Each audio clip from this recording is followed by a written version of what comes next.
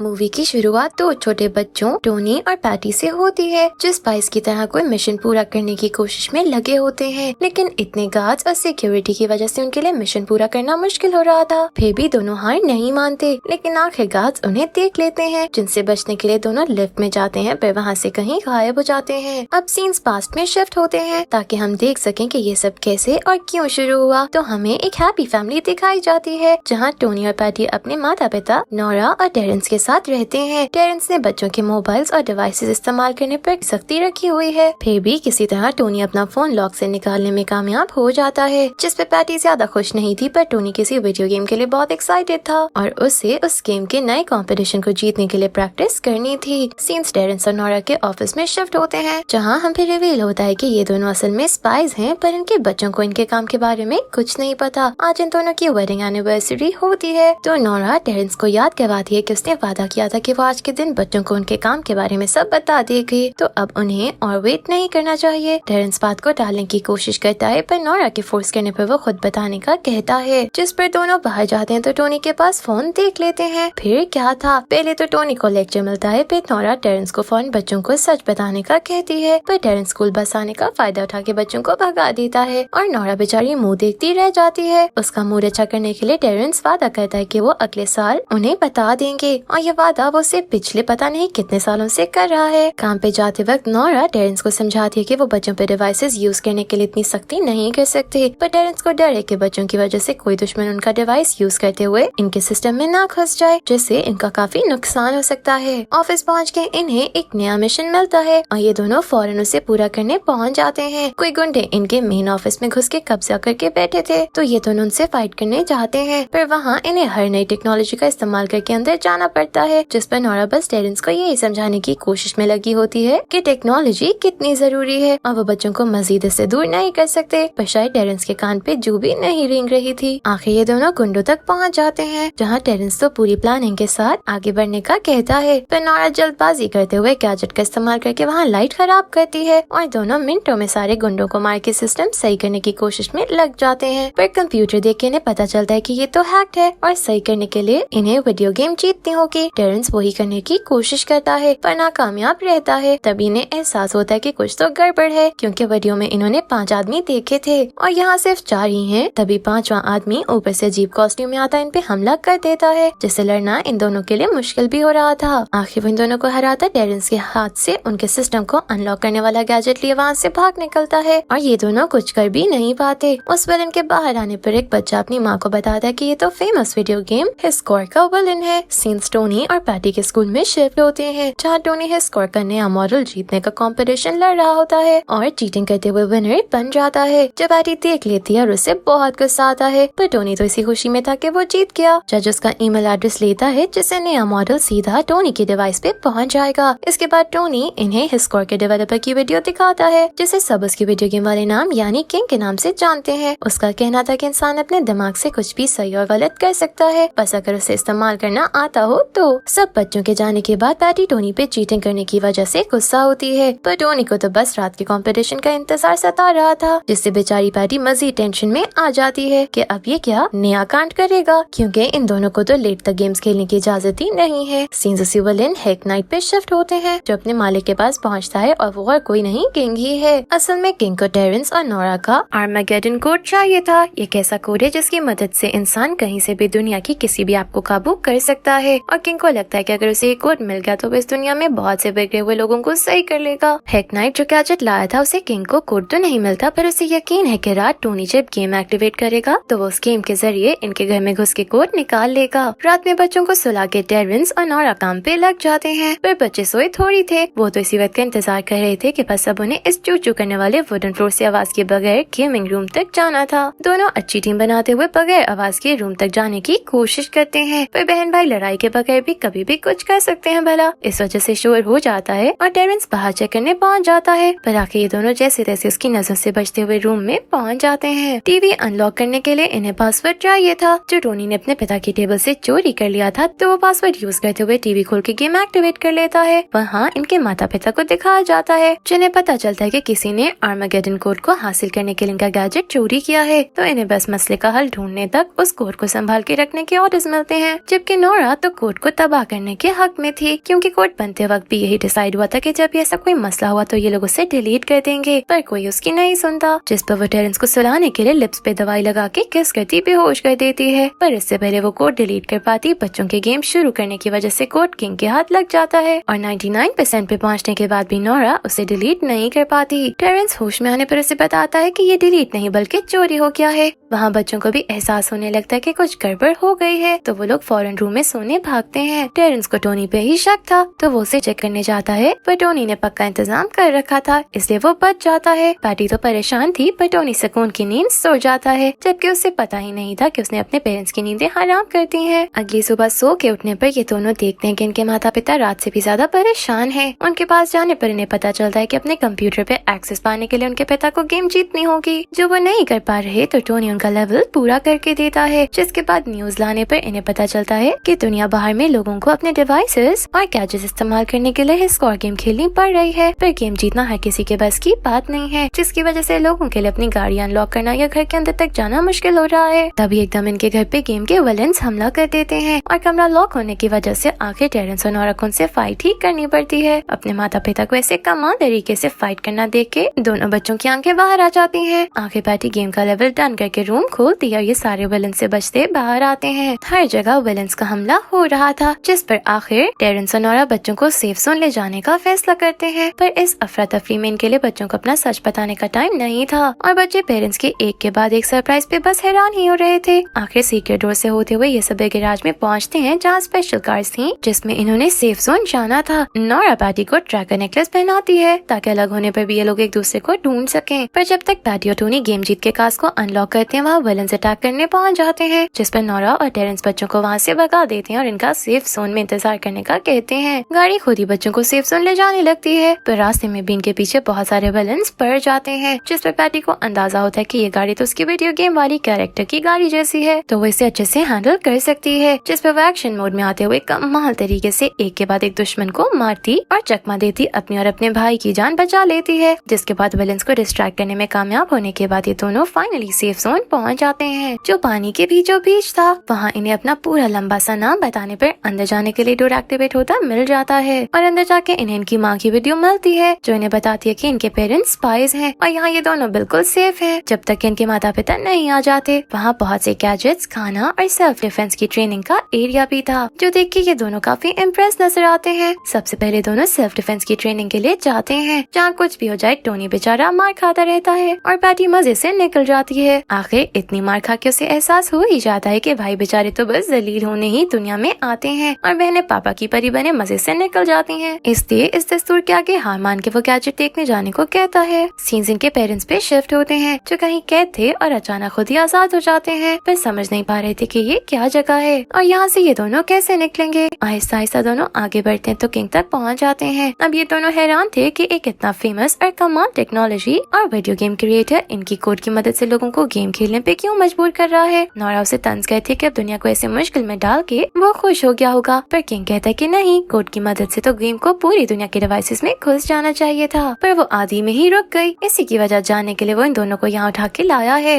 अब king in दोनों से इस कोड को फिक्स करने में मदद मांगता है, पर जाहिर है इन्होंने इनकार ही करना था, जिस पर वो इन दोनों को फाइट के लिए चैलेंज करता है। अगर ये दोनों जीते तो आजादी इनकी, पर अगर हारे तो इन्हें मदद करनी होगी। टेरेंस और नोरा फौरन फाइट के लिए मान जाते हैं, पर वो ये भूल गए थे कि ये किंग की दुनिया है और यहाँ जीतना इतना आसान नहीं होगा। वो तो अपनी गेम की दुनिया की हर चीज और स्टेप से वाकिफ था, इसलिए इन्हें चुटकियों में हरा देता है। नोरा तो फिर भी लड़ाई की कोशिश करती है, तभी उसके नेकलेस को टच करने पर किंग को पता चल जाता है कि ये एक ट्रैकर है, जिसकी मदद से ये उनके बच्चों तक पहुँच जाता है। तो वो इन्हें साइड पे करते हुए इनके बच्चों को ढूंढ के अपना मिशन पूरा करने के लिए इस्तेमाल करने का फैसला करता है और इसे ट्रैकर की मदद से उनकी लोकेशन मिल जाती है। वहाँ बच्चे मजे से उस सेफ जोन में एंजॉय करते हुए नजर आते हैं, इस बात से अनजान कि अब इनके छोटे छोटे कांधों पे दुनिया को बचाने का बोझ आने वाला है। टोनी को वहाँ स्पाइस सूट जनरेटर मिलता है, जिसकी मदद से ये दोनों अपने क्यूट छोटे छोटे स्पाइस के कॉस्ट्यूम्स पहनते हैं और फिर ट्रेनिंग करने में लग जाते हैं। बहुत मेहनत और कोशिश के बाद आखिर हार ना मानते हुए ये दोनों फाइनली अच्छे फाइटर्स भी बन जाते हैं और किसी हद तक गैजेट्स को भी समझने में कामयाब हो जाते हैं। तभी एकदम लंच करते हुए पैटी को याद आता है कि नोरा ने उसे कहा था कि यहाँ कुछ बहुत ही जरूरी सामान है जिसका इन्हें ख्याल रखना है और वो इन्हें खुद ढूंढ लेगा। तभी वहाँ एक क्रैब की तरह का डिवाइस आ जाता है, जिसे देख के पैटी खुश हो जाती है। उसके बाद इन्हें वहाँ चीजों में एक बुक मिलती है जिसपे अच्छा स्पाई बनने की टिप्स थी जो से बिल्कुल अलग थी, जो उनके पेरेंट्स ने इन्हें अच्छा इंसान बनाने के लिए बताई थी। ये देख के टोनी तो बहुत खुश हो जाता है क्योंकि उसे अपने पेरेंट्स के रूल्स वैसे भी नहीं पसंद थे। पैटी टोनी को समझाने की कोशिश करती है कि ये मुश्किल उसके गेम एक्टिवेट करने की वजह से आई है, तो अब इन्हें ही मिलकर इस मसले को हल करना होगा, जिसके लिए इन्हें अपने पेरेंट्स को ढूंढना होगा ताकि वो सब नॉर्मल कर सके। और टोनी उसका साथ देने के लिए तैयार हो जाता है, पर इससे पहले दोनों कोई प्लानिंग कर पाते वहाँ किंग के आदमी आ जाते हैं जो इन्हें बेवकूफ बनाने की कोशिश करते हैं, पर ये भी टेरेंस और नोरा के बच्चे हैं, इसलिए बातों में आने के बजाय मुकाबला करने लगते हैं। और स्कैरब, जिसका नाम पैटी ने ब्रॉन्सन रखा है, उसकी मदद से एक एक करते सारे लोगों को गैजेट्स की मदद से हरा देते हैं और ब्रॉन्सन के साथ वहाँ से भाग के जंगल में निकल जाते हैं। पर बाहर आके इन्हें पता चलता है कि वो लोग वाकई इनके पेरेंट्स के साथ ही हैं, जिस पर वो इन्हें अपने साथ ऑफिस ले जाते हैं, जबकि किंग के लोग पीछे खड़े मुंह देखते रह जाते हैं। स्पाइस का बॉस इन्हें बताता है कि उन्हें इन दोनों की जरूरत है। जैसे इन दोनों ने गाड़ी अनलॉक की और सेफ हाउस तक गए, वैसे अब गेम खेल के ये दोनों इनके सिस्टम को